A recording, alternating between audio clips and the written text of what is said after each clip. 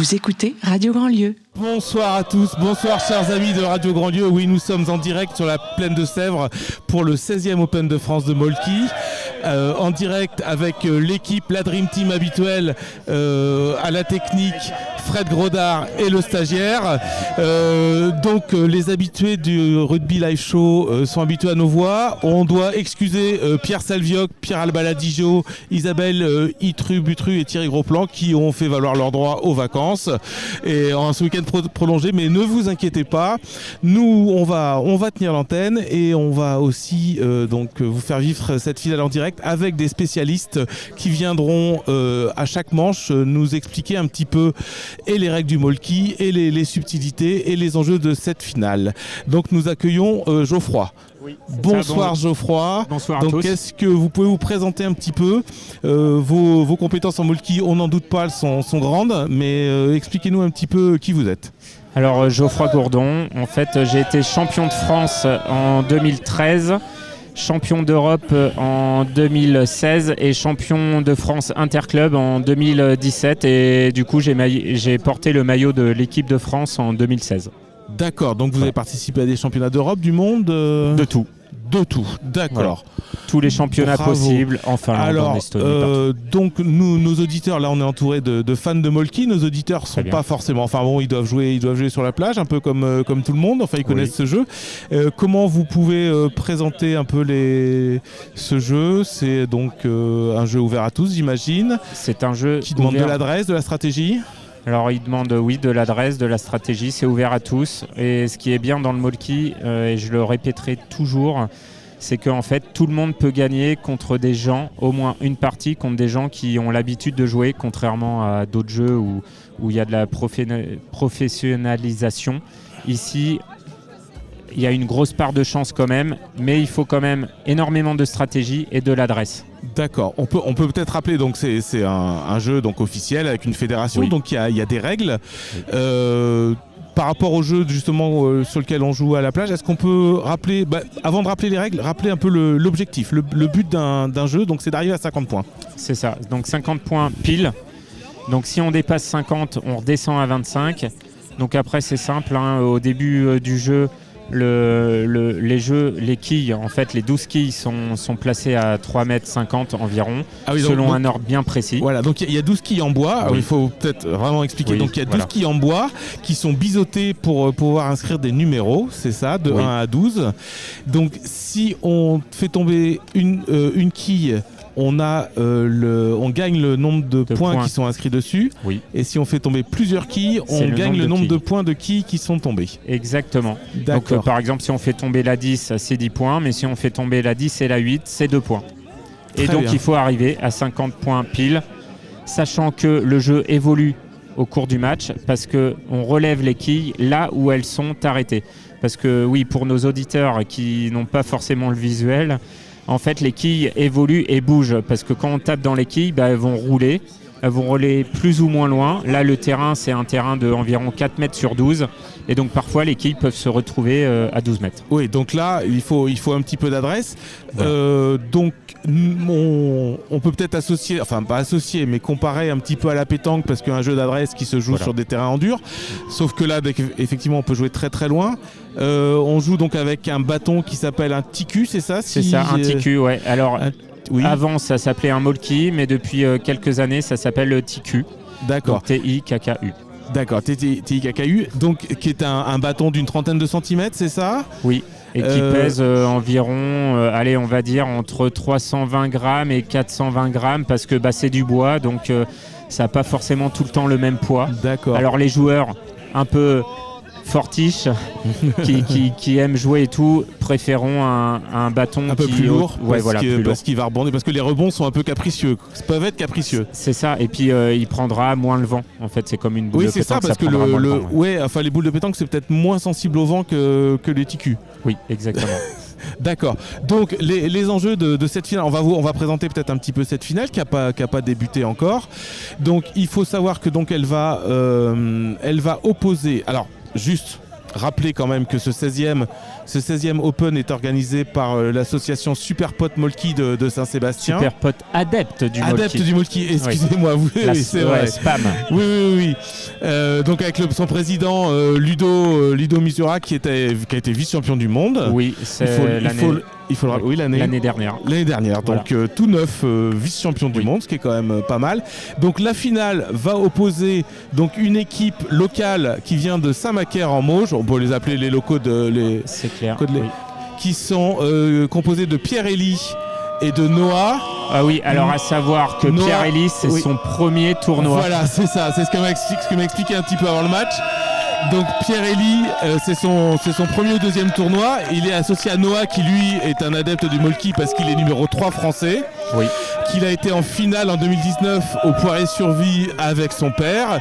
Et donc là qui va vivre sa deuxième finale d'Open de France. Donc ils seront opposés à une équipe qui vient d'un petit peu plus loin, la Croix de Lorraine qui vient des alentours de Metz, avec Jimmy et Florentin qui eux sont habitués à jouer ensemble puisqu'ils ont été champions de France en 2021 à Angers. Donc voilà, je pense que les joueurs sont prêts et que ça va pouvoir partir. Oui, champions de France, et d'ailleurs je rajouterais même, ils ont été vice-champions d'Europe en 2023. Ah oui, et ils avaient oublié de me le dire. Voilà. Bon, ils nous avaient battus en quart de finale, donc on s'en souvient très bien. Il faut savoir que, un peu comme au tennis, là vous entendez l'ambiance, donc c'est vraiment très très chaud. Il y a du monde. Il faut savoir qu'il y avait 310 équipes sur 2 jours qui ont participé, donc beaucoup de participants sont restés en ce dimanche soir. Il faut savoir que donc comme au tennis, donc ça demande de la concentration. Donc entre les coups, enfin au moment des coups, le public est plutôt silencieux. Donc nous on n'essaiera pas de faire trop de bruit, de parler doucement. Voilà. À la différence de Roland Garros, il n'y a pas de ramasseur de balles, il y a des ramasseurs de TQ. Et il se passe que les ramasseurs de TQ sont aussi arbitres. C'est la spécialité l'originalité de ce sport. Oui, il y a des arbitres. Alors après c'est assez récent. En fait, historiquement, les arbitres ramassaient les quilles, en fait, les relever, en fait, surtout sur le terrain et noter les scores. Mais en fait, on essaie de mettre un peu plus de règles parce qu'à l'international, vu que c'est énormément de plus en plus connu et de plus en plus joué, du coup, il faut avoir des règles précises. Car sinon ça peut partir dans tous les sens. Donc en fait c'est des prémices, on va dire, pas de professionnalisation. D'accord. Mais pour s'internationaliser, pour voir par rapport à ce qui se fait en Finlande ou en Estonie ou en République tchèque ou Pologne.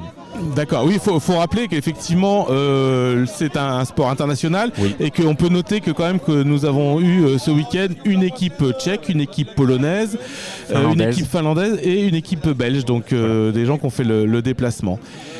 Faut juste savoir au niveau de l'arbitrage, donc on vient de sortir de la demi-finale là, donc où il y a eu quelques petites pas contestations, mais quelques mises au point au niveau du règlement, puisque donc il est interdit de sortir de l'aire de jeu aux joueurs qui vient de tirer avant que le TQ n'ait fini de rouler.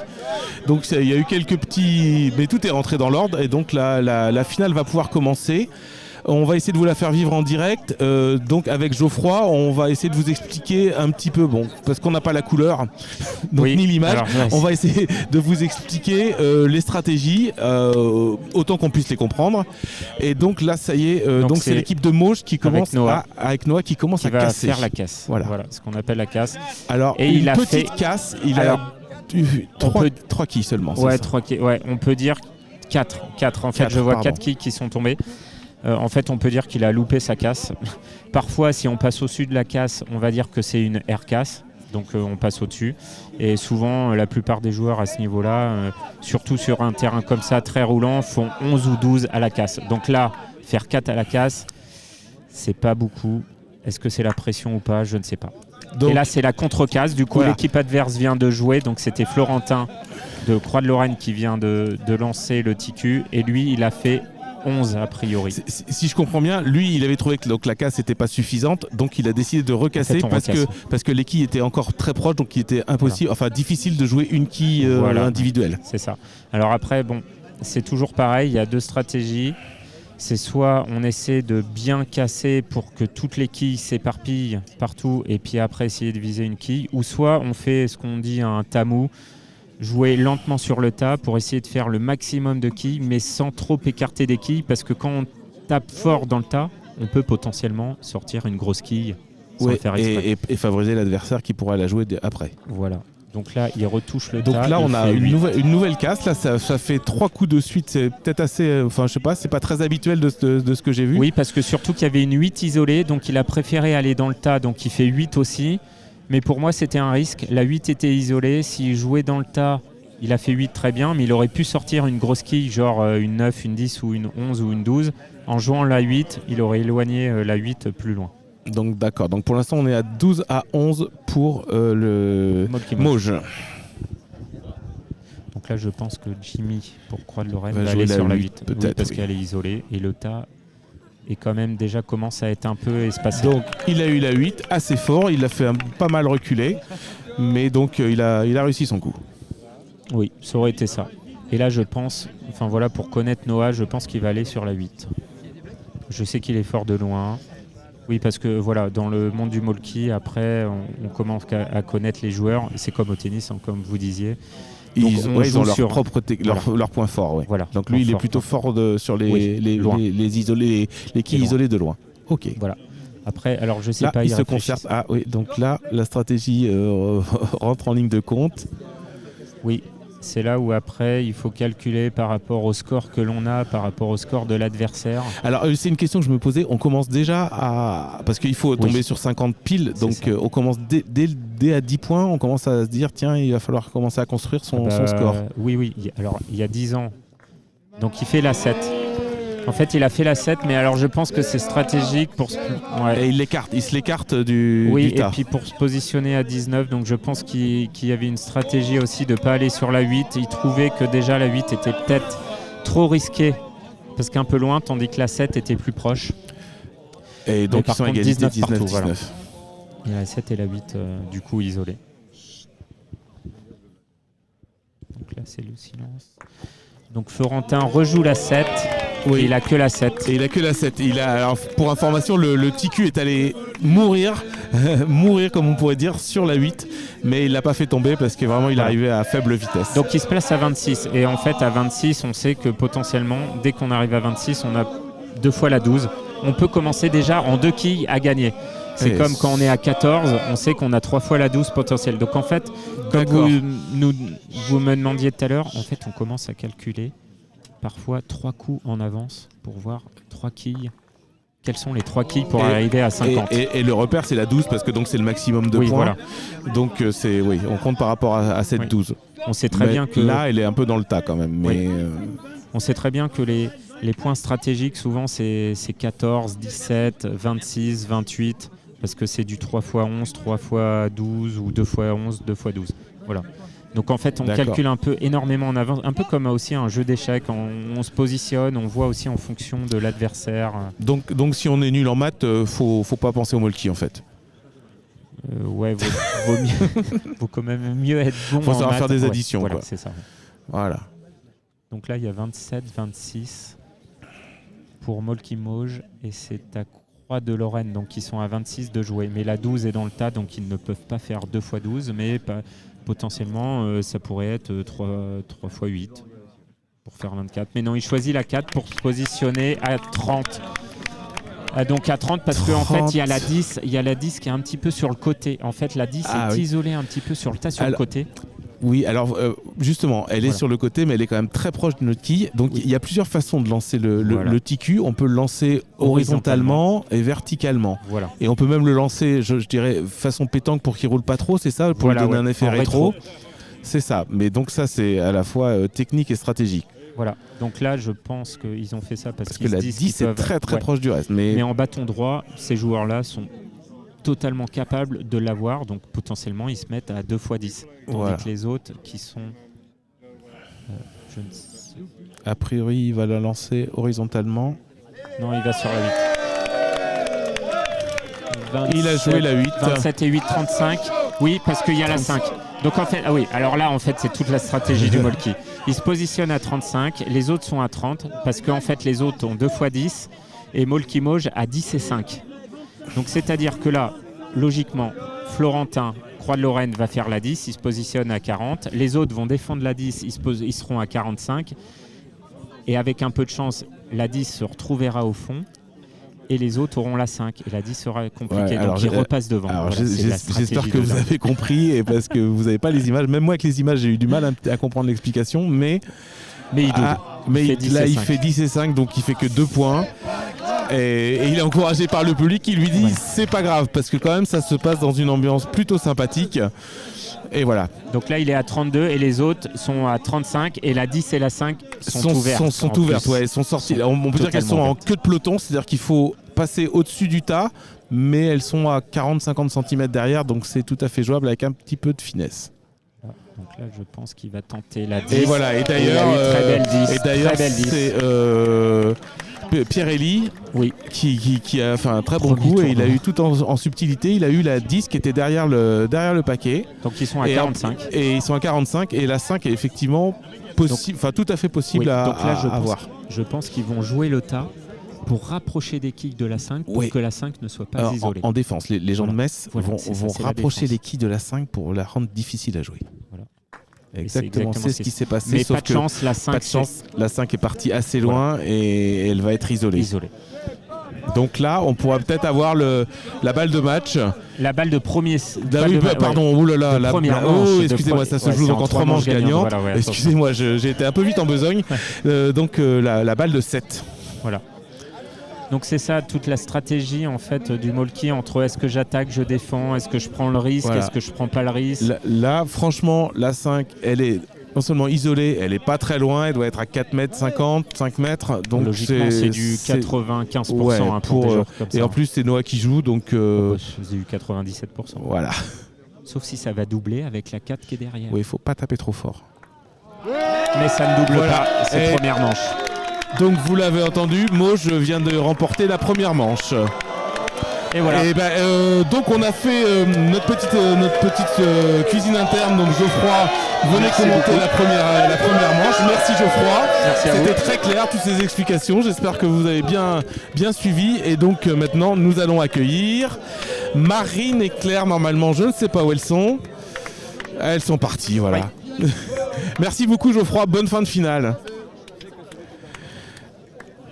Alors, donc en attendant mes consultantes qui sont je ne sais pas où, on va parler quand même un petit peu du Molki parce que voilà, est-ce que vous pouvez vous partager le micro, mais alors ça va être compliqué parce que quand il y a du bruit, quand il y a du bruit, je sais pas si on va vous entendre, il faut bien mettre le micro contre votre menton, voilà. Donc ce que vous allez faire, c'est que vous allez vous partager la parole. Donc, est-ce que déjà vous pouvez vous présenter? Alors, on a commencé la deuxième manche, il y a une casse parfaite à 12, je crois, si je ne me trompe pas. Donc, Marine et Claire, c'est ça? Tout à fait. Donc, enchanté. Est-ce que vous pouvez vous présenter rapidement pendant que le jeu a repris, mais allez-y. Alors, vous présentez bonjour. En termes de Molki, bien sûr. En termes de Molki, bien sûr. Alors, je m'appelle Marine et moi, je joue avec l'équipe des Didier. Ouais. On a perdu en 64e de finale bronze, me semble-t-il, aujourd'hui. Donc, pas un grand score. Je suis l'heureuse détentrice de la cuillère de bois à l'Open de Paris 2022. Ah, félicitations. Voilà, merci beaucoup. Et ils viennent d'où ces Didier? Didier, c'est parce qu'on gagne souvent sur un malentendu, donc c'est pas mal lié à la chatte à Didier. La chatte à Didier, d'accord. Voilà. Ok. Didier Deschamps. Je précise parce qu'on n'est pas habitué à avoir des footeux. On a des rugbyman souvent sur cette antenne, mais très peu de footballeurs. Voilà. Et alors moi c'est Claire, donc moi c'est le club Eud-Molki. On est un club qui vient du nord de la France, Saint-Amand-les-Eaux. Eud-Molki, ouais. Exactement, le Ch'timi. Et donc nous on est détenteurs du titre de champion de France 2017. Et là on a terminé en 16e de finale. Donc un beau parcours pour cette journée. Félicitations. Donc on va vous demander de commenter un peu la stratégie, ce qui se passe. Donc pour l'instant, le temps qu'on en parle, la stratégie avance rapidement. Metz, la Rennes a déjà 20 points contre 8 pour les locaux de Mauge. Molki-Mauge. Molki-Mauge, oui. D'accord. Donc il y a eu de la casse. On peut on peut dire que la 5, la 8 et la 6 sont accessibles. Donc là, les gens des Mauges se consultent pour leur stratégie. Rappelons qu'ils n'ont que 8 points pour l'instant. Donc, ils ont choisi d'aller sur le tas. Ouais, je ne sais pas si c'était le choix parce que c'était un tout petit lancer. Il faisait peut-être qu'une seule quille selon vous ou non, c'est vraiment ce qu'ils voulaient faire? Non, pour moi, ils voulaient faire un petit tas pour ne dégager aucune quille. Ah ouais, ils ont dégagé la 3, mais bon... Ce qui n'est pas un grand risque. Ouais, c'est pas un grand risque. Donc la 12 et la 11 sont toujours compliquées à jouer. Mais on a la 12 qui est quand même accessible pour ceux qui arrivent à faire des sautés. Ouais, faut plomber. Je sais pas si on dit... On a des beaux sautés. Ouais, d'accord. Surtout que c'est à Florentin de jouer, donc il fait un peu ce qu'il veut avec les quilles dans le tas. Là. Ouais, vous pensez qu'il va jouer le tard? Il a l'air de partir sur la 8. Et non seulement il est parti sur la 8, mais en plus il l'a eu. Donc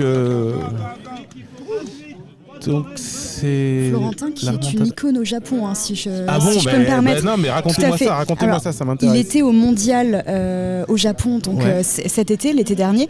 Et alors là, les deux qui jouent ensemble aujourd'hui ne jouaient pas dans la même équipe au Japon. Mais Florentin, en fait, tous les Japonais le suivaient sur son compte Instagram à ce moment-là. Parce que les Japonais sont fans de Molki. Tout à fait. Les Japonais sont complètement fans de Molki.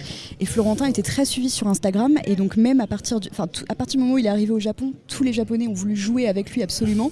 Et même s'il a perdu, juste après, il a fait plein de matchs avec les Japonais. Et donc voilà, c'est une vraie icône. Alors c'est pas de votre âge, mais on peut l'appeler, donc c'est la Mireille Mathieu ou la Alain Delon du Molki, quoi. Tout à fait, on peut l'appeler ainsi. D'accord. Alors là, pendant ce temps, on a Noah qui a malheureusement raté. Oui, alors on n'a pas encore précisé dans les règles, parce qu'on n'a pas présenté les règles au début. Quand on rate, on a une croix. Quand on ne touche pas, quand le ticu ne touche aucune quille, ne fait tomber aucune quille, pardon. Alors ne fait tomber aucune quille, parce que s'il la fait tomber, qu'elle se relève, ce qui peut arriver, ce qui arrive. Comme au bowling. Exactement. Et donc il y a une croix, et au bout de 3 croix consécutives, la manche est perdue. La manche est perdue, c'est 0. Voilà. Mais c'est pas le cas, et donc là, c'était Jimmy qui a eu la 5. La 5. Oui, il joue petit bras, Jimmy, mais bon, c'est pas grave. Ouais, mais petit à petit, comme il y a une croix en face, on peut avancer doucement. Ouais, parce que là, donc ils ont la pression, faut pas qu'ils aient une deuxième croix, puis faut qu'ils marquent, quoi. Donc... Là, on est sur 33. Là, oui. Là c'est Noah qui va jouer. 33. Non, c'est T-Bag qui va jouer. 33 à 12. T-Bag. Pierre-Élie. C'est ça. Mais T-Bag, voilà. Donc, on donne beaucoup de surnoms dans le Molki. Oui, parfois, on ne connaît même pas les prénoms. Alors, il a fait a choisi un petit coup dans le tas. C'était pour éliminer sa croix. Oui, pour éviter d'en avoir deux. Oui, pour éviter d'avoir 2 croix. Il a rapproché des quilles de la 12. La 12 et la 10 là sont quasiment la 12 c'est imprenable. Très difficile à prendre. La 11, 12 et 10 sont quand même très compliquées à prendre. Après, voilà, les Messins sont à 33. La stratégie, ça va être de peut-être aller rechercher la 8 encore. Là, c'est Florentin avec le Bob Grenouille qui s'avance. Et on est sur une belle 8. Heureusement, on est à la radio. Vous n'avez pas à subir le Bob Grenouille parce qu'effectivement, comment dire. Bon, chacun ses choix vestimentaires. Je l'ai connu dans une première phase Florentin avec les cheveux roses et il est passé au Bob vert. Non, mais on rigole, mais voilà, visiblement ça se passe toujours dans une très bonne ambiance. Les gens sont venus déguisés. On a vu des lapins géants hier, notamment. Et donc là, il y a des Bob Grenouilles et plein d'autres choses. Là, c'est Noah qui lance. Et il a lancé la 6 à l'autre bout du terrain. La 6 va être difficile à joindre parce qu'elle est vraiment en fond de terrain. Alors, je ne sais pas s'il a fait ça pour éliminer pour rendre difficile la 6 Oui, complètement. Ouais, c'est ça. Et à nouveau, pour l'anecdote, parce que 140, oui. Noah a grimpé le Kilimandjaro et c'est peut-être aussi pour ça qu'il se retrouve au sommet aujourd'hui. Oh là, c'est beau ça. Et il a remis les claquettes chaussettes au goût du jour également. Il a fait le Kilimandjaro en claquettes chaussettes ? Je ne pense pas. Donc là, ils sont à 41. Donc il va falloir...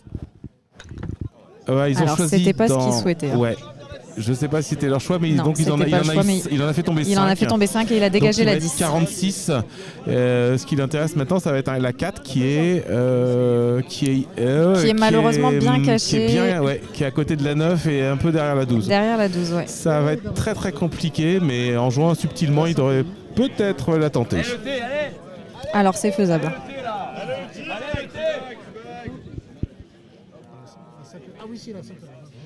Là, je pense qu'il part sur la 10. C'est un loupé. Donc une nouvelle croix pour Molkimoge de Pierre-Élie. Qui baisse la tête, qui a vraiment l'air dégoûté parce qu'il sait que là. Alors là, la question 4, se pose parce que on a quand même la 4 qui est difficile à jouer. Serait pas de jouer la 2 pour la sortir parce qu'ils ont quand même de l'avance.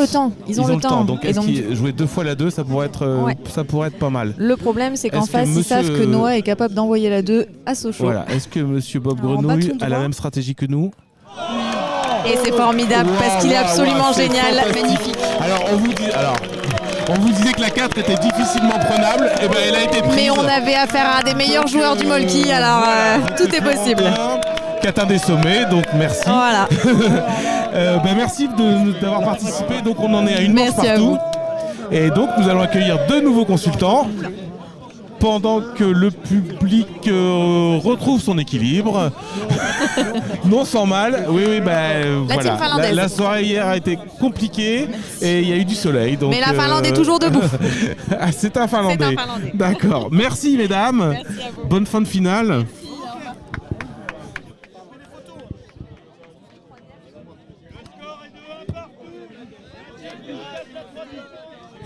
Alors, notre troisième consultant qui arrive dans une tenue de corsaire magnifique, qui est Greg. C'est ça, je me trompe pas. On se dit tu, on se dit vous. Alors, on va se dire tu, présente-toi au niveau du Molki. Alors, on va d'abord voir la casse. Donc, belle casse à 9. Oui, une belle casse à 9 là. Une très belle casse à 9. Ouais. Moi, j'en ai Greg. un. Alors, Greg, petite présentation rapide. Voilà, Greg, par contre, il va falloir qu'il enlève son chapeau pour mettre son casque parce qu'il ne m'entend pas. Voilà. Donc, le micro bien contre le menton parce qu'il y a du bruit. Il y a du bruit d'ambiance. C'est bon, je t'entends. Voilà, super. Donc, on a une belle casse à 9 au début. Greg qui nous a un magnifique chapeau de corsaire. Alors là, il y a une recasse de la passe de Florentin qui a envoyé. Alors là, tout va le dinguer, c'est-à-dire qu'il n'y a plus de tas. On peut dire qu'il n'y a plus de tas. Oh, une très belle contre-casse. Hein. Ouais, belle contre-casse, mais alors ça libère aussi des quilles pour les adversaires, non Ah oui, il y en a partout. Hein. Partout. La 11 et la 12 sont encore compliquées, mais sinon tout le reste est éparpillé façon puzzle, je dirais. On peut dire ça? Ouais, on peut tout à fait dire ça. La 10 est alors très très proche et très isolée, donc je pense que facilement Pierre-Élie va jouer la 10. Ouais, je pense que c'est le choix. Hein. Voilà. Donc on n'a toujours pas eu ta présentation, Greg, on ne sait pas qui tu es, si ça se trouve tu connais rien. Alors il a loupe alors qu'elle était à moins de 3,50 m. Oh, c'est une quille qui est... Elle était toute isolée, toute facile. Je pense que déconcentration. Hein. Ah là, il doit s'en vouloir. Ouais, je pense qu'il s'en veut. Ouais. Alors moi, pour me présenter, je m'appelle Grégory, je viens de Bordeaux, au club de l'AMG, l'association Molki Gorgé. Gorgé, oui, d'accord. Et voilà, on est là pour le championnat de France. Hein. C'est le rendez-vous de l'année. Ah oui, il l'a pas loupé cette Il l'a pas loupé. Alors petite question à un Girondin, parce que donc moi je me suis baladé un petit peu sur les terrains hier, j'ai rencontré des gens qui étaient de proches de Nuit-Saint-Georges, donc en Bourgogne. Donc on est dans le Muscadet, on parle de Bordeaux. Est-ce qu'on peut parler de dopage dans le Molki ou alors on prend des substances mais qui aident pas forcément la performance? Il y a le dopage sur les bières, hein. Les bières sont pas chères. Hein. Les bières, mais là on parle de domaine viticole, non ça... Ou dans le vin. Ouais. Oui, ça boit du vin aussi. Hein. Ah, ouais. Mais est-ce que ça aide la performance? Est-ce que ça aide la performance? Non, on peut pas dire ça. Non, on peut pas dire ça. Là, on a croisé un Finlandais qui visiblement ne serait peut-être plus en état de jouer là. Heureusement qu'il a été éliminé en poule. C'est un super joueur. Il a été 2 fois champion du monde. Hein. Ouais, mais là ce soir, je crois qu'il. Finlandais. Ouais. D'accord. Et est-ce que puisque donc on parle de choses qui fâchent. On a parlé de dopage. Est-ce qu'il y a des hooligans dans le Molki? Non, alors on a beaucoup de chance. Parce qu'il y a eu des contestations contre l'arbitrage tout à l'heure en demi-finale. On a cru que ça allait partir un petit peu à la mandoline, comme on dit au rugby, mais ça s'est vite calmé. La mise en place des règles, c'est assez neuf dans le molki. Donc là, c'est sur ces premiers tournois où on essaye de mettre un arbitrage un peu strict au niveau phase finale, en demi-finale. Et voilà, quand l'arbitre dit qu'il y a croix alors que d'habitude ça passe, c'est sûr que ça a du mal à être avalé par les joueurs. D'accord. Est-ce qu'il y a des cartons rouges, jaunes Non, il n'y a pas de carton, il n'y a pas de système de carton. D'exclusion temporaire, des choses comme ça. Alors oui, il y a des cartons jaunes. Quand il y a un mordu, c'est-à-dire quand on passe au-dessus du molkari qui est... Ah d'accord, c'est pas quand un joueur mord un autre joueur. Non, d'accord. Okay. On n'en est pas encore à ce stade-là. Okay. Non, mais ça peut arriver sur des contestations. Non, donc quand c'est mordu, c'est carton jaune. C'est-à-dire, c'est quoi la sanction alors ? On a un carton jaune, c'est pour lui dire attention. Au prochain mordu, tu auras une croix. D'accord. Et au bout de 3 croix, on peut perdre. C'est un peu comme le sketch de Coluche dans la police. Et oui, et en plus de ça, au bout de 10 avertissements, on peut avoir un blâme. Et au bout de 10 blâmes, on peut être dégradé. Oui, tout à fait. C'est ça. D'accord, voilà. Ok. Merci. Donc, là, on est à 26-38. Donc, et si on mord l'arbitre ? Si on n'est pas d'accord avec je crois que là c'est élimination, c'est exclusion. Ouais. D'accord. C'est exclusion. Et puis, même dans la Fédé... je pense qu'il ne pourra pas rejouer un championnat de France. Et si on lance le TQ sur le public ou l'arbitre ? Non, tout ça, on n'a pas le droit. C'est vraiment un jeu bienveillant. C'est un jeu bienveillant comme le mal. Parce que le public est quand même proche du terrain. Oui. Ouais, il peut y avoir des chevilles qui partent à coup de TQ. Ouais, c'est sûr. D'accord. Ok, là on est à 26-38. On est parti dans des digressions. On a un peu oublié de vous donner le score. Donc 38 pour les Messins, pour les Lorrains, et 26 pour les gens des Mauges. 26, 38. Oula. Oh, il a voulu faire une défense. Aïe. Et il Noah, fait 2. Malheureusement. Oui, mais à 38, c'est des 2 x 6. Il arrive à coller la 6 avec le quille. Ouais, c'est à la fois... Malheureusement pas terrible parce qu'il fait 2 au lieu de faire 6, mais en même temps, alors en face on a Florentin. Ouais, voilà, la 1 et la 6 sont à peu près à 10 cm l'une de l'autre. Et Florentin nous a tapé pour un joueur comme moi, c'est sûr que j'aurais soit les 2 soit 0. Mais là, il va peut-être jouer en finesse. Il adore ce genre de quilles. Est-ce qu'on joue chacun son tour ou est-ce qu'on peut jouer 2 fois de suite quand on est dans la même équipe ? Chacun son tour. Très bonne question. Il peut y avoir... Oh là, qu'est-ce qu'il a fait ? Alors, il a rien fait. Ouh là là. Il nous a fait un truc bizarre.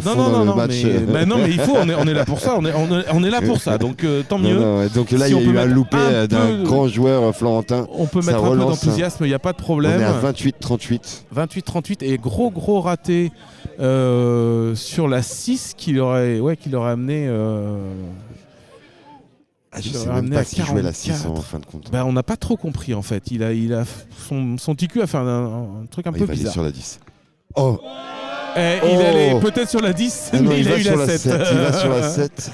Est-ce qu'il jouait la 7 pour faire 25 Enfin 35, je pense qu'il jouait quand même la 10 pour être à 38-38. Ouais. Donc là, il est à 35-38. Donc ça resserre un peu le jeu. Les locaux, donc les gens des Mauges reviennent.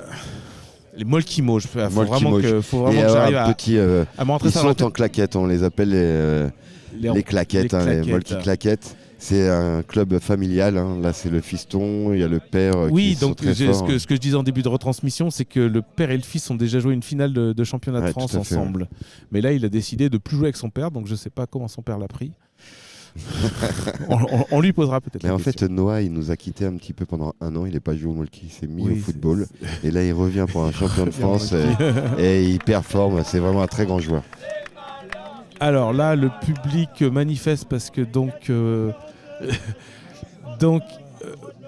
voilà, Croix de Lorraine 42, donc le 8 est accessible. Je me lève parce que j'ai pas le 8 est le 8 est tout à fait accessible. Il est en limite de. Alors là, ça va être une défense. En limite de jeu. Et là, donc, il y a Noah qui va essayer de l'envoyer le plus loin possible. On appelle ça les quilles à Sochaux.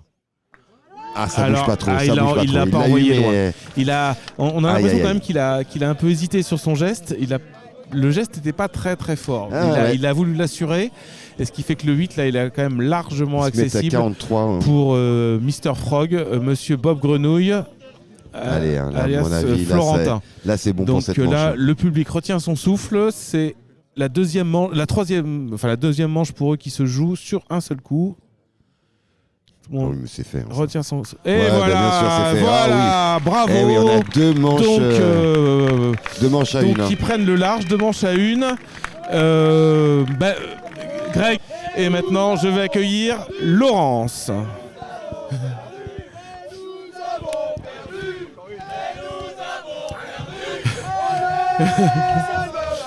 Voilà, donc vous écoutez avant de, alors qu'on remet en place l'équipe, vous entendez le public content d'avoir perdu, mais content d'assister à une 4e manche. Donc Laurence, bonjour. Salut. Alors on va se dire tu. Oui, je vais te demander de mettre le micro bien contre le menton parce que l'ambiance est en folie, donc faut qu'on puisse t'entendre. Alors avant la casse, est-ce que tu peux te présenter un petit peu au niveau du molki? Quelle est ton expertise au niveau du molki? Oh là, mon expertise. N'ayons pas peur des mots. Non, n'ayons pas peur des mots. Écoute, je joue molki depuis maintenant 10 ans. Ouais, où ça? À Paris. À Paris. Donc, je fais partie du bâton mouche. Oh là là, mais voilà. c'est possible, il y a des terrains de molki. Alors, le prix du mètre carré à Paris. C'est mieux que ça. Ouais. C'est mieux que ça, c'est que le boulodrome du bâton mouche, qui s'appelle maintenant le boulodrome Guy Louisy, a été le premier boulodrome à accueillir tous les championnats qui se sont joués, c'est-à-dire les interclubs, les Open de France, etc. Et pendant ce temps-là, continue. Ouais. Juste pendant ce temps-là, Florentin pour la Croix de Lorraine vient de faire une casse à 12. Si je me trompe pas. Absolument. Une belle casse. Une belle casse à 12. Alors, et en fait, c'est le premier club qui a accepté par la volonté du président de la pétanque d'accueillir le molki en France, qui fait que les 2 premières années de molki, tous les championnats organisés par Paris ou pas par Paris, même par Angers, sont tenus à Paris dans ce boulodrome qui est en face de la Foire du Trône. Ah oui, d'accord. Au boulodrome qui s'appelle désormais Guy Louisy en son hommage parce qu'il est décédé. Voilà. Et alors, on a maintenant... Là, on a Noah qui vient de faire une nouvelle casse, mais alors... Contre-casse à 6. Une contre-casse à 6. Juste, alors comment ça se passe la cohabitation entre joueurs de pétanque et joueurs de molki? Ça se passe bien? Écoute, vous buvez des coups ensemble? En fait, avec les joueurs, on se fréquente assez peu, mais on connaît bien l'organisation et on est plutôt potes. Donc ça va, ils viennent même essayer de casser vos quilles à coups de boule de pétanque. Même pas, et même que les présidents de l'association viennent jouer les tournois avec nous. Ils s'inscrivent à nos tournois, donc c'est plutôt sympathique. C'est plutôt sympathique. Et en fait, il faut pas. Il y a beaucoup de boulistes qui se sont mis au molki. C'est vrai? Ouais, pas mal. Mais ils continuent quand même à jouer aux boules. Bah en fait, et surtout ils sont très bons parce qu'en fait ils jouent en main fermée. Ouais. Ah oui, main fermée, c'est-à-dire qu'ils jouent en rétro. Ils jouent en rétro et ils sont parfois très bons. Ils sont parfois très bons. Parce qu'en rétro, on dégage pas trop les quilles qui sont derrière, quoi. On peut mieux maîtriser son geste. Exactement. Par contre, et là, ça fait 7. La grosse différence, donc on est à 19-6 pour la Croix de Lorraine, qui pourrait peut-être finir sur cette manche, qui pourrait peut-être gagner la finale sur cette manche, puisqu'ils sont à deux manches à une. Qu'est-ce que je voulais dire? Oui, ils sont pas trop frustrés les pétanqueurs, parce que au molki on fait que tirer en fait, on pointe jamais. Alors, il y a d'autres subtilités, il y a d'autres. Ouais, mais en fait, il y a tellement d'autres subtilités. Ouais, d'accord. Parce qu'en fait, si tu veux, le molki, c'est évidemment de l'adresse, mais en fait, 50% du jeu, ça reste de la stratégie. Si t'as pas de stratégie, il y a aucune chance de gagner au molki. Mais vraiment aucune. C'est-à-dire que tu pourras viser toujours la meilleure quille, qui est celle la plus belle, la plus chiffrée. Tu peux viser des 12. C'est ce qui vient de se passer. C'est-à-dire que là Pierre-Élie visait la 11.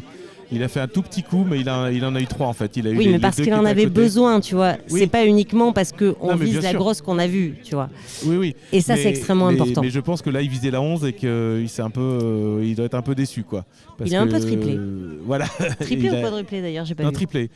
Triplé. Mais ça veut dire que faut pas laisser s'échapper les Lorrains. Qui double à leur tour. Alors ouais, il a tapé très très. Florentin a tapé très très fort. Florentin a bourriné comme un âne. A bourriné, on va dire. Voilà. Pas peur des mots. Je sais pas ce qu'il voulait faire. D'après toi, il voulait éloigner. C'est quoi? C'est la. Il était sur la 9. C'est la 9. Et il a tapé très très fort et il a eu la 6 Mais en il a même temps. accroché la 6 en même temps. Il a tapé tellement fort que bon, voilà. Il a accroché la 6.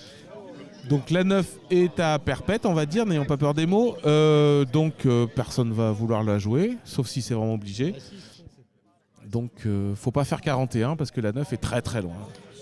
Je suis pas sûr que vu les équipes en présence, ça les dérange vraiment que la 9 soit à la ligne. Non, mais on a vu des très beaucoup, notamment en demi-finale, effectivement, ou en limite. Voilà. Alors, 11 en ce que n'avait pas fait Pierre-Élie sur la 11, son collègue Noah l'a réussi, c'est-à-dire que la 11 était entre la 7 et la 3, 10 cm de chacune, et là, il a tout en finesse, il a eu la 11. Donc, et qu'en plus, il a 21-20. quasiment collé à la 6, qui fait que la 11 est difficilement rejouable toute seule. Ouais, la 6 est un peu loin, donc il faudrait vraiment l'avoir en douceur pour pas que le TQ prenne tout au passage, quoi. Bah, surtout l'avoir en cloche. Et voilà, que ça rebondisse pas. C'est ça. Et la 11, ça serait une rétro, mais une rétro un peu difficile. Alors on est un peu excentré, on est un tout petit peu sur la droite. J'imagine qu'elle est un peu mieux placée quand on est face au jeu, mais elle reste compliquée. Elle reste compliquée. La 12 est jouable tout en finesse, mais bon, elle est quand même pas loin du tas quand même. Pas loin du tas, derrière la 4. D'ailleurs, il va pas jouer la 12, Jimmy. Voilà. Alors, une 5 à peine touchée, mais touchée, c'est joué. À peine effleuré, il a effleuré la 5, mais ça suffit. Voilà. Peu importe, touché c'est joué. tombé, vu qu'il n'y a toujours pas de note d'élégance au Molki, mais est-ce qu'il faudrait pas instaurer ça? Un +2 Tu veux dire un +2 pour l'élégance, un +2 pour le geste? Ouais, pour l'élégance. Non, mais au moins un prix spécial. Un prix spécial pour une récompense à la fin de la journée. Écoute, tu veux que je te dise parce qu'on pour peut le être très nombre... mauvais. Moi, par exemple, moi qui suis très élégant, par exemple, je pense être très mauvais au Molki. Mais ça, pour m'encourager, ce serait pas mal de me donner une récompense. Non, bon. C'est vrai que c'est pas mal, mais pour le nombre de fois on est raccro sur des quilles, les toucher c'est déjà pas mal. Ouais. Donc Joli voilà, Pierre-Élie se rattrape. Là aussi, tout en finesse, la 7, parce qu'il risquait quand même d'avoir 2-3 quilles derrière s'il tapait trop fort et il les a pas touchés. Donc très bien. Donc voilà, joli 7 en cloche qui ne touche pas la 5. 27-26, c'est très serré. Et là, c'est Florentin qui prend le TQ. Qu'est-ce qu'il va faire? À mon avis, il va viser la 11 en rétro. Je me trompe peut-être. Je pense qu'il peut jouer... Ah là. On a vu que la 12 d'abord. On a vu que la 12 était compliquée. Et bah, il a eu tout en finesse. Le truc, c'est qu'à 27, tu as 12 et 11 pour finir. Selon les... Donc la stratégie commence à jouer là. Exactement. Et selon les forces en présence, tu sais que ton camarade est plus capable de faire une quille qu'une autre. Ouais. Il se trouve que je pense que Florentin se sentait très bien sur la 12 et qui va laisser la 11 à son camarade, qui sera une rétro mais avec un petit peu d'espace sur la 6. Ouais. Et la 12 et la 11 sont pratiquement libérés, enfin sont plutôt isolés quand même. La 12 notamment. Et de toutes les manières, s'il n'a pas la 11, il reste la possibilité de jouer 6 et 5. Donc je pense que Noah va essayer de sortir la 12 assez loin à mon avis. Ouais, c'est ce que j'avais dit. Alors, il a le double bénéfice, c'est-à-dire qu'il a eu la 12, donc il marque 12 points. Et il l'a un peu éloigné, mais pas beaucoup quand même. Alors, je te rappelle que les autres ont 11 à jouer. Ah, pardon. Bah ouais, voilà. Bon, bah voilà. Le score a évolué. Pas. Non, mais j'ai discuté avec toi et j'ai perdu la table des scores de vue. Ouais. Donc il faut avoir la 11 et là c'est la balle de match en fait. Alors c'est la 11 ou c'est 6 et 5? S'il a la 11, le match est terminé et c'est une victoire pour les Lorrains. Petite rétro. Tout le monde retient son souffle. Et c'est raté dans les grandes largeurs. On peut dire qu'il a complètement foiré son tir. Ah non, sauf que c'est... Attends. Lui jouait la 12. Ah, lui jouait la 12. C'est ça, c'est l'inverse des scores.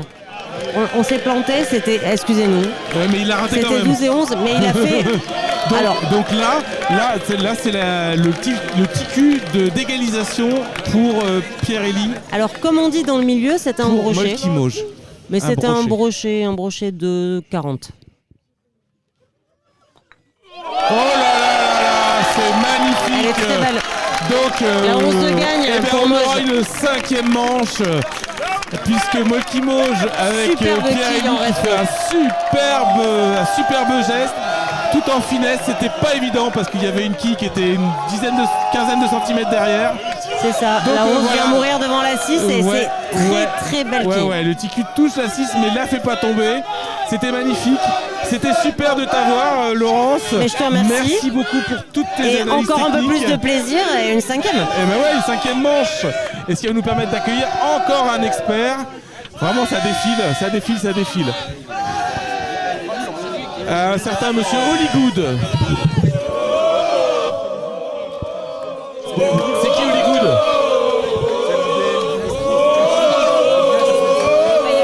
Il veut pas y aller? Marine, elle est effacée.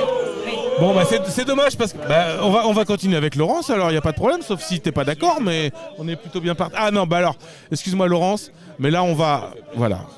Donc... Nous accueillons... Alors, sans vouloir faire démériter les autres experts, nous avons, pour finir, heureusement qu'on arrive en 5 manches parce que sinon on t'aurait pas eu. Donc on a Ludo qui a une double, triple, quadruple casquette d'organisateur de tout ça, cette organisation. Donc c'est du taf, hein. Bravo et merci parce que tout s'est bien passé et je pense que tout le monde est très content. Vice-champion du monde en titre. Ouais, on va le dire doucement, ouais. Mais ouais, quand même. Il y a vice en trop. Ça en pose fait. son bonhomme. Ouais. Mais une finale, ça se gagne, comme on dit. Voilà, ça s'est fini en combien de manches? Merci d'en rajouter. Ça s'est fini en combien de manches? Écoute, ça se joue en 4 manches gagnantes. On menait 2-0. Wow. On était comme super bien partis. On perd 4-2. Bon. Waouh.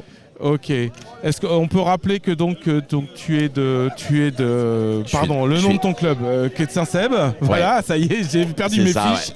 Ah mais c'est la 5e manche, la journée a été longue. Mais donc, oui, et puis il y a le stress de la 5e manche. Donc là on repart à 0-0, on repart sur la casse. Ludo, je vais te laisser la parole. T'hésites pas à nous parler de tes ressentis, de tes analyses techniques. Mais prévisionnel aussi. Ça marche. Après coup, mais aussi avant coup en disant je pense qu'il va tenter ça. Donc c'est Florentin qui ouvre cette 5e manche qui sera la dernière quoi qu'il arrive. Exactement. Toujours sur une manche pour être champion de France. Eh ben c'est 12. C'est 12. Très très belle casse, très fort, il a tapé très fort, il a isolé il a isolé. Ouais mais c'est pas très grave, et il a la 5 comme d'habitude. La 5, la 7, la 12 elle est quand même non, elle est pas isolée. Non, tu la joues jamais. Isolée. Ah en sautant. Oui, non. Bon, mais en fait c'était une belle casse quand même. Toujours l'avantage de la casse, de toute façon 12 points. Ouais, 12 points d'un coup, déjà ça pose les choses. Ouais. Donc là il va jouer la 7. Ouais. La 7 qui est en queue de peloton. Voilà. Et il l'a. Voilà. C'est propre, c'est net, c'est noir. Voilà, qui a son fan club. Donc logiquement, elle n'est pas partie assez loin et je pense qu'il devrait pouvoir la rejouer. Jimmy va rejouer la 7. Et il y a une deuxième option, c'est pouvoir jouer devant tranquillement le tas. 12-7, en fait, déjà, il est quand même largement devant. Donc il pourrait jouer le tas. Effectivement. Par contre, au risque d'isoler des grandes quilles, des grosses trop, quilles, pas forcément. S'il joue sur la 1, il peut facilement faire un tas de 6 et peut-être 7 sans vraiment bouger. D'accord. Alors, est-ce qu'il va nous écouter? Je crois qu'il ne nous écoute pas du tout. Hein. Mais bon, il va en faire qu'à sa tête. Et il fait exactement ce qu'on a dit. Et il fait largement plus que 7. On va voir comment ça se relève en plus. Mais il est à 9 là, non? Il a 9 points, ouais. 9, waouh. Et il n'a rien bougé. Belle contre-casse. Sauf la 1 qui est partie là-bas. Ouais. Waouh. La 1 elle est intéressante elle peut être intéressante à la fin. Elle peut être intéressante à la fin, ouais. Elle n'est pas forcément intéressante au début, mais à la fin, ça peut être intéressant d'avoir la 1. Non, il a fait un deuxième coup énorme. Ouais. Et là, ils prennent vraiment l'ascendant. L'avantage, c'était 21-7. Là, il est pratiquement obligé de jouer à la 7. Ouais. Donc là, c'est Pierre-Élie qui joue. Et qui rate la 7. Le TQ passe juste au-dessus. Et voilà, donc il a une croix, et non seulement une croix, mais surtout, ça va permettre aux Lorrains de prendre le large parce qu'il mène déjà 21-7. Ouais. Donc là, c'est peut-être le tournoi le tournant du tournoi. Ouais. Donc là, 2 options, soit ce qu'on appelle on bonifie, c'est-à-dire qu'on va jouer le tas tranquillement, quitte à marquer 3, 4, 5 points, mais profiter de la croix de l'adversaire. Ou alors on l'assomme l'autre, on lui fout la tête sous l'eau et on joue la 7. Ouais, la 7 mais il faut absolument l'avoir parce qu'autrement c'est aussi un prêté pour un rendu. Exactement. Ouais. Ah, il va peut-être jouer la 6. Tout le monde retient son souffle. Il joue la 6, bien joué. La 6 qui était un peu isolé sur la droite à courte distance. Donc il assure la 6 et il la libère pour éventuellement un coup ultérieur. 27-7. Il va falloir serrer les fesses pour les. Ouais. Pour Qu'est-ce qu'il pourrait faire là? Il pourrait essayer d'avoir la 11 en finesse peut-être. Non, ça pas. Il pourrait éventuellement, mais la 11 est très proche de la 4, mais elle est très proche aussi du jeu, c'est-à-dire qu'elle est à 3,50 m. Donc après, voilà, panache, pas panache, prend des risques quand on est à 27 à 7, peut-être que c'est le moment de. Voilà, c'est une vraie option. C'est une vraie option, sauf que s'il double 27-9, la partie va être très très très très critique. Si, il va essayer parce qu'il a une prise. Là, il a une prise. Non, excusez-moi. Si, tu as raison. Il va peut-être essayer un truc. Là, c'est un peu coup de poker. Il a sa prise rétro, peut-être la 8. Peut-être qu'il va essayer de jouer la 8. Non, il joue la 11, tu as raison. Oh là là, il est plein bois. Et il a pas assez subtil, pas assez fin le geste, et donc il en fait tomber 4, ce qui l'aide pas trop parce que ça l'amène à 11, mais ça reste 27 à 11, donc pas terrible. L'intérêt les Lorrains se concertent. L'intérêt du coup de rétro, c'est vraiment d'être au pied de la quille. Là, il l'a joué plein bois et ça fonctionne pas. Ils peuvent. Pourquoi pas jouer juste la 4 qui leur conforte donc leur avantage. La 4 est à droite, pas loin, elle est à 4 mètres à droite toute seule. Après, tu as la 7 qui leur reste à une distance très convenable. 31. L'idée, peut-être la 7 quand même, ça leur ferait monter à 34. Les grosses, les quilles qui valent beaucoup de points sont encore très proches les unes des autres. 10, 11, 12 sont très très proches. Voilà, ils se contentent de la 4. Il a joué la 4. Ils ont de l'avance. Donc ils jouent sécure. Ils jouent la sécurité. Ils avancent doucement, quoi. Alors le public ne réagit pas forcément toujours sur ce genre de coup. 4, ça paraît. On peut se poser la question. Mais en fait, c'est un coup qui est. Ouais, mais on l'avait pronostiqué. Est-ce que le public connaît vraiment ce jeu? Je sais pas. Par rapport aux commentateurs que nous sommes, forcément non. Non, mais ils n'ont pas notre expérience. Non, on plaisante. C'est tous des joueurs. On n'a que des joueurs émérites. Je rappelle qu'il y avait quand même 310 équipes, c'est ça, hier matin et pendant 2 jours. Donc c'est quand même une sacrée réussite, quoi, venue de toute la France et des alentours. 31-18. Faut rappeler aussi que, comme on disait au début, c'était ouvert à tous. Exactement. Donc même les amateurs qui avaient joué à ça à la plage pouvaient venir s'inscrire pour s'amuser. Donc là, Florentin, ça lui ressemble pas à rater la 7. Il a mis un grand coup dedans. Non mais il a vraiment, je sais pas, il voulait la sortir ou je sais pas. Non, il voulait juste la voir, mais après c'est très mais c'est son jet un peu naturel à Florentin. Et en fait le TQ est venu, il n'était pas vraiment très horizontal, donc il a tapé d'un bout et il a raté la 7. Donc ça fait une croix et ça donne peut-être un petit sursis. Un petit sursis, exactement. À Molki Mauge qui va jouer la 7 aussi, remonter. Puisque c'est la quille la plus jouable à une distance largement envisageable. Et c'est reparti. C'est raté aussi. Ah là là, il y a des fourbons sur ce terrain peut-être. Ouais, là c'est. C'est dommage parce que là vraiment, il y avait un moyen de revenir. Il y a 31-18. Il remontait à 25-31. Là, c'est peut-être. Il a peut-être laissé passer sa chance, Noah. C'est Noah qui jouait, oui, c'était Noah. Ouais. Donc là, pareil, soit il joue la 7, soit il se contente d'un petit A pour enlever sa croix. Peut-être, oui. Ah oui, un petit. Oui, parce qu'il faut pas oublier. Donc la croix, ça peut. Et comme il mène largement. Ça peut stresser d'avoir une croix. Voilà, il va taper. Il a tapé, il en a eu 3. Si je compte bien. Ça fait 34 et il a sorti la 10. Oui. Il en manque 16 et il y a 10 et 6 qui est sorti. C'est toute seule au milieu, un peu loin, mais toute seule. Et il y a 9 et 7. Et la 10 est sortie. Là. T'as la 10 et 6. Là, en fait, ça va compliquer les choses pour Molki Mauge, là, vraiment. Bon, après, elles sont loin et Molki Mauge va jouer une des deux et ils vont essayer de l'envoyer encore plus loin. Ils vont jouer la 10, donc je pense. C'est pas simple non plus. Ils vont essayer de jouer la 10, à mon avis. Ils n'ont pas le choix. Pour l'envoyer la plus loin possible. Le public retient son souffle. Oh là là. Alors, il l'a eu. Mais il l'a effleuré. Alors, c'était un très beau geste, mais ça la rend pas beaucoup plus lointaine. donc le problème reste entier. 28 pour Molki Mauge, 34 pour les Croix de Lorraine. C'est serré, mais c'est aux Croix de Lorraine de jouer. Et la 10 est largement accessible. Et ça pourrait les faire monter à 44. Ouais. Non, son coup n'est pas suffisant. Et la 6 est vraiment isolée derrière. Donc en 2 coups, ils peuvent peut-être plier le game. Donc là, le Comme choix, on dit au Molki. Est-ce qu'on joue 6 d'abord ou 10 d'abord? Je pense qu'ils vont jouer 10 d'abord puisqu'ils ont 4 et 2.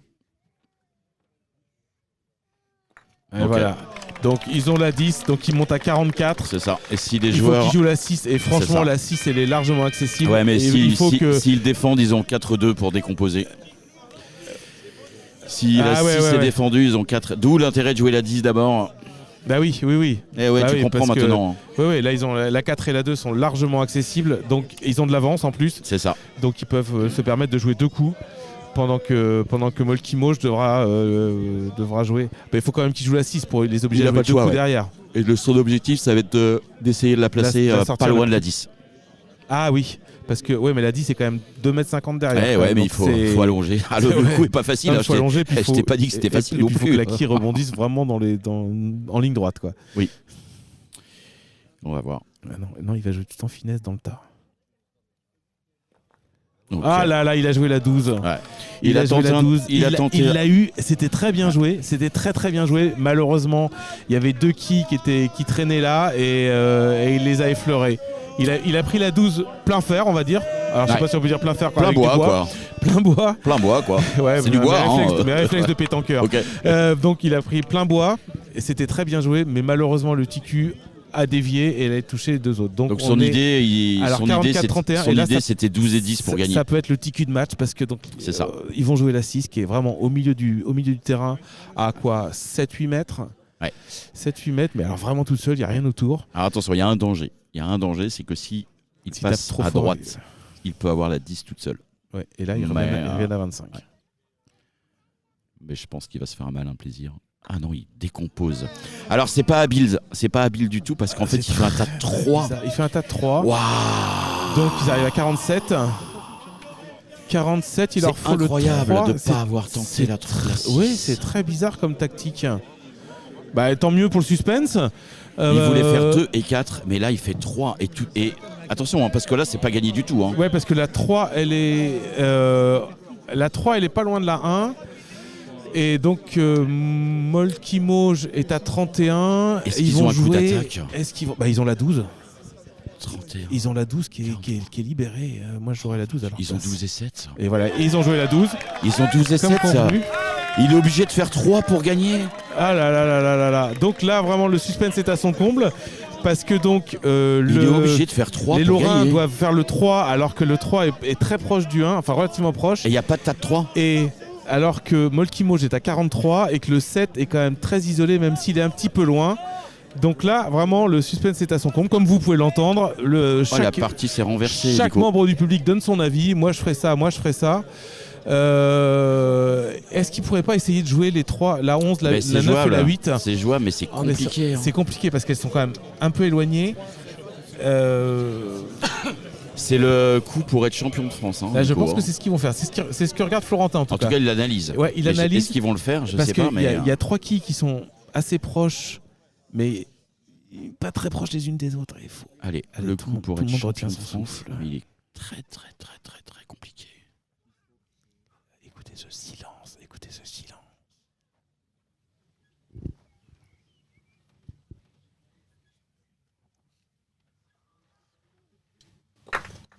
Oh là, c'est réussi. C'est un coup magnifique. Et un peu, comme on dit dans notre langage, château. Ah là. Parce qu'en fait, vous pouvez... C'est jamais, vous l'avez compris, c'est jamais ces 3 quilles-là qui jouent. Voilà, c'est improbable que la 5 elle tombe. C'est juste improbable. Qu'est-ce qui s'est passé ? Donc, les Lorrains ont gagné. Parce qu'ils ont eu 3 quilles, mais c'est pas les 3 quilles qui étaient visées. Donc, la partie s'était renversée. Ça s'est joué vraiment à pas grand chose. On peut vraiment dire qu'on a une belle finale quand même. On a une belle finale avec du suspense jusqu'au bout. Et donc la Lorraine qui est championne de France. Qu'est-ce qu'on fait ? On continue, on interviewe les vainqueurs, on rend l'antenne, on fait ce que vous voulez.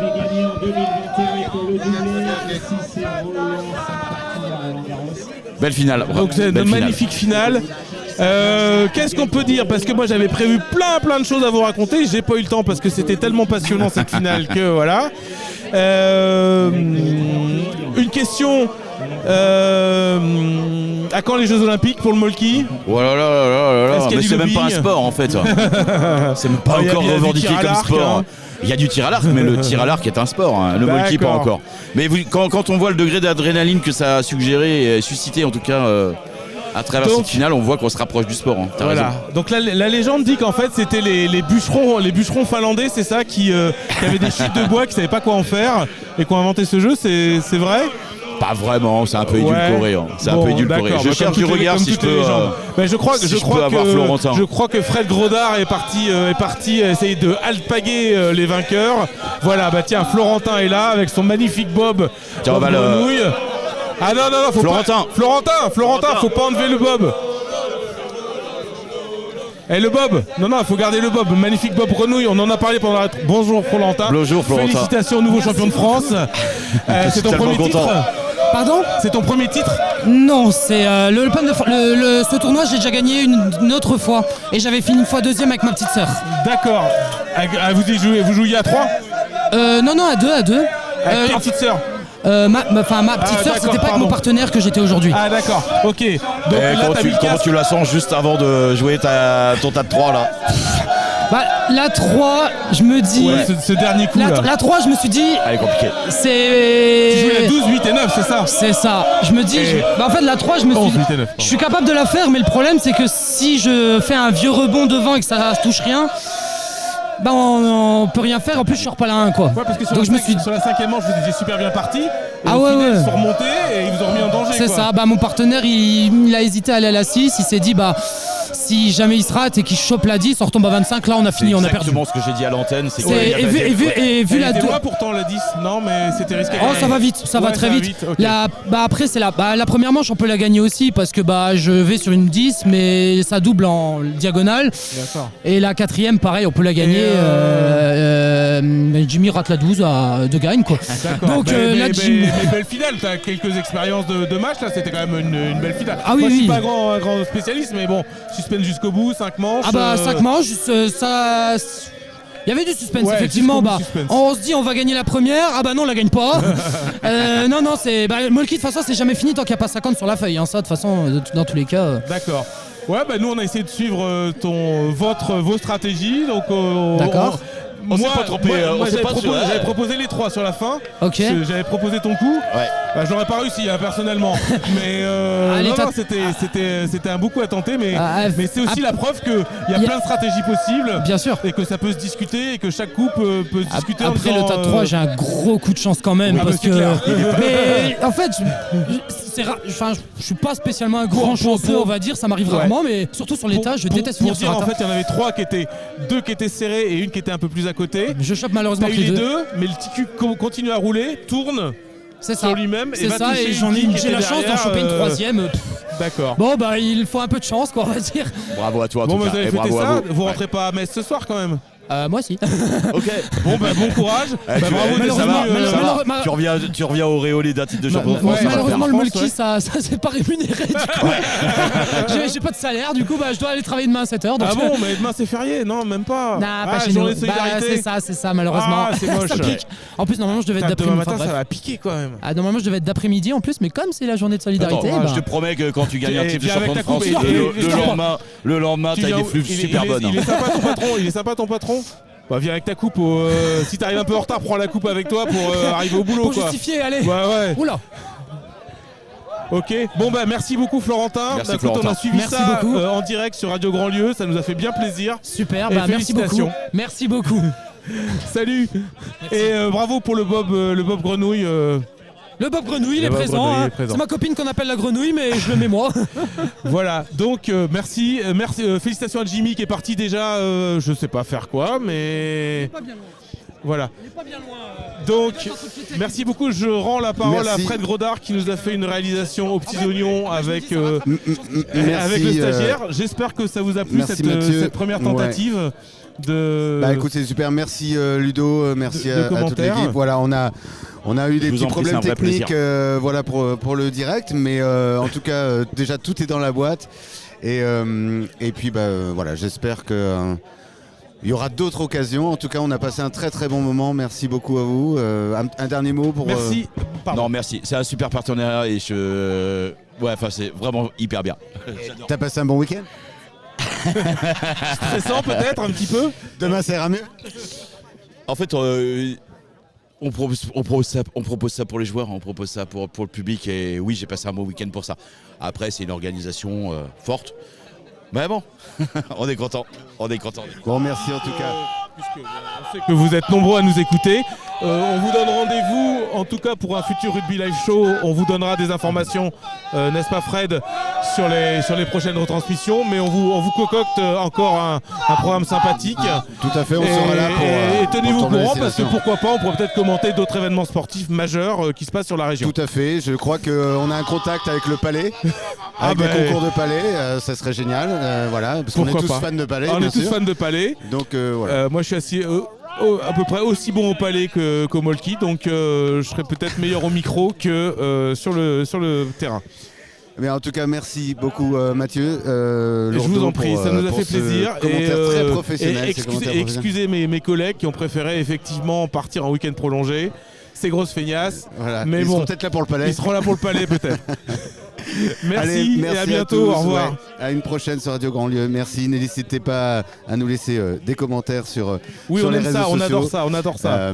Voilà, laissez-nous des commentaires. Désolé pour les soucis techniques que nous avons eu dans ce direct, mais voilà, nous étions sous des trompes d'ondes. Allez, salut, à la prochaine.